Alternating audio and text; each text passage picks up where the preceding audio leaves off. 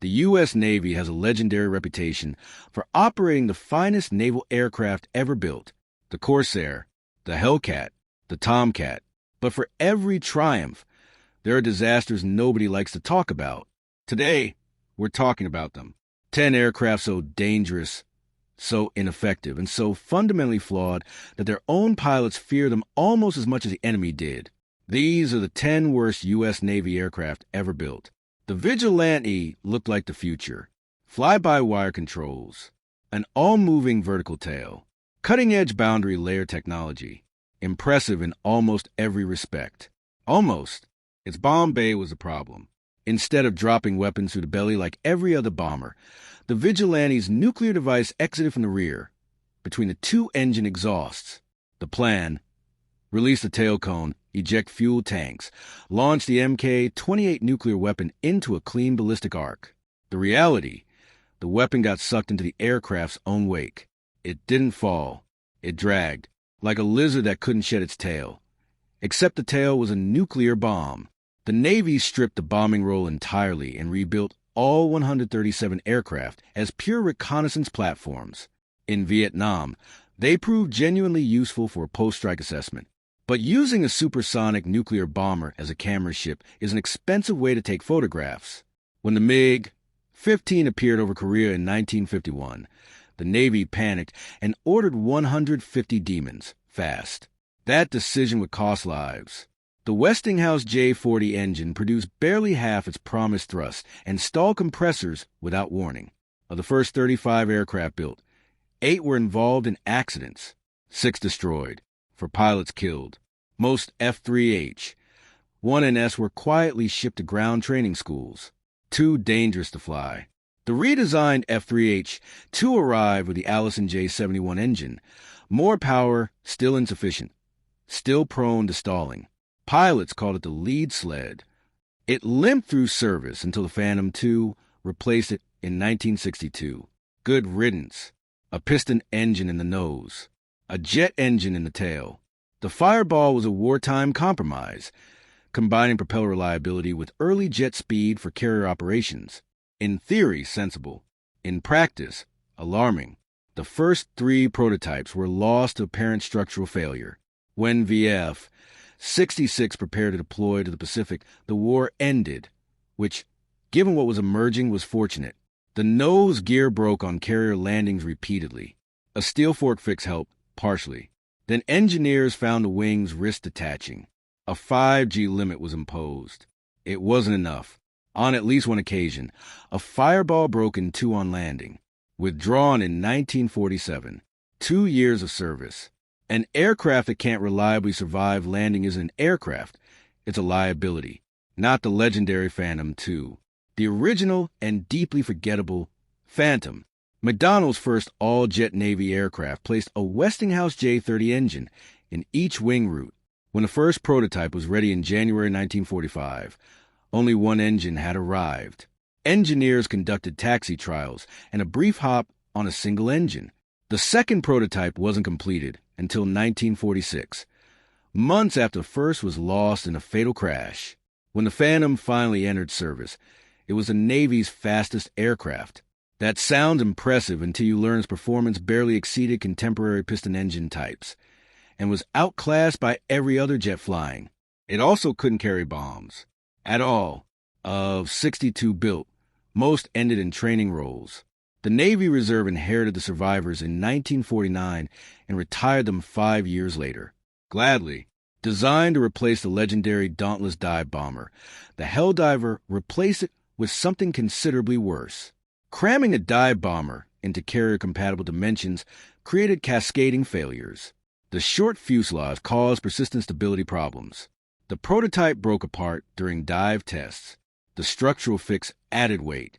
Weight drew complaints of being underpowered. Modification spiraled into a 42% weight increase over the original design.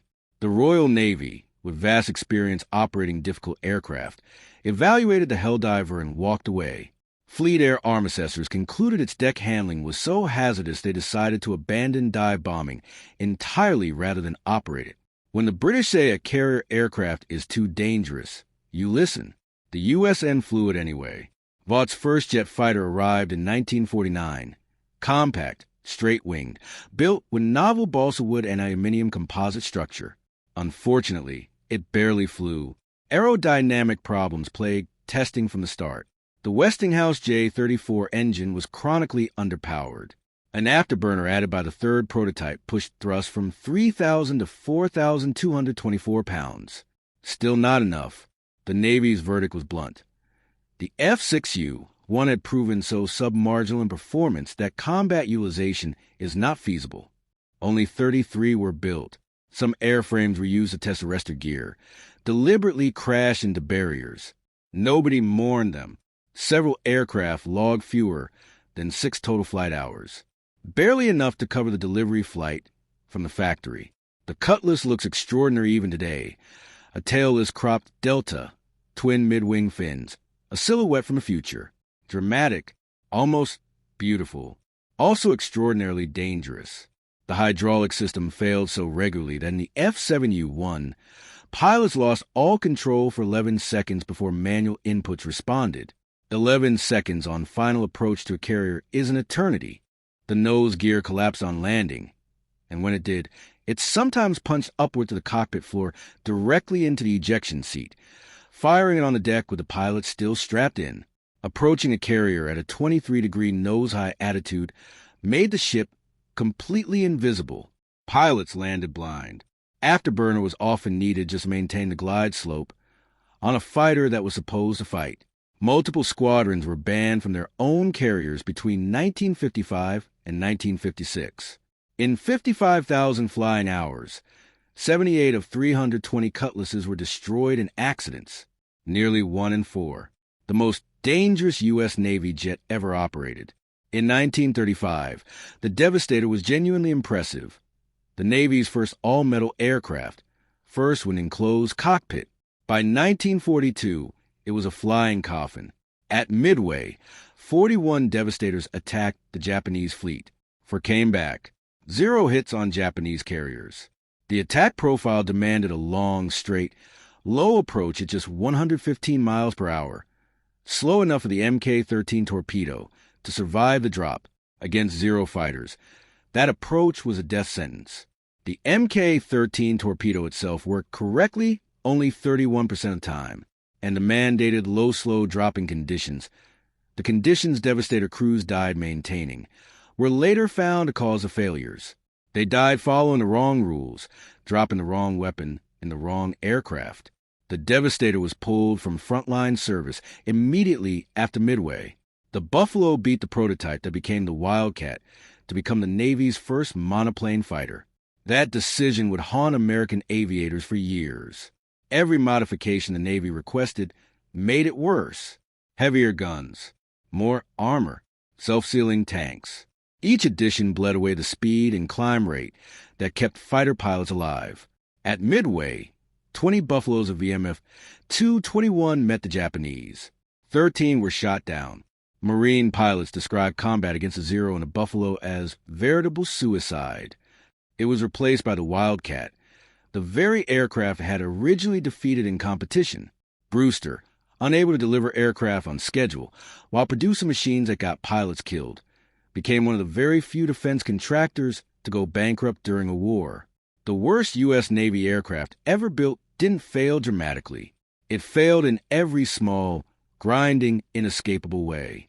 The CMU was a scout float plane, modest mission, catastrophic execution.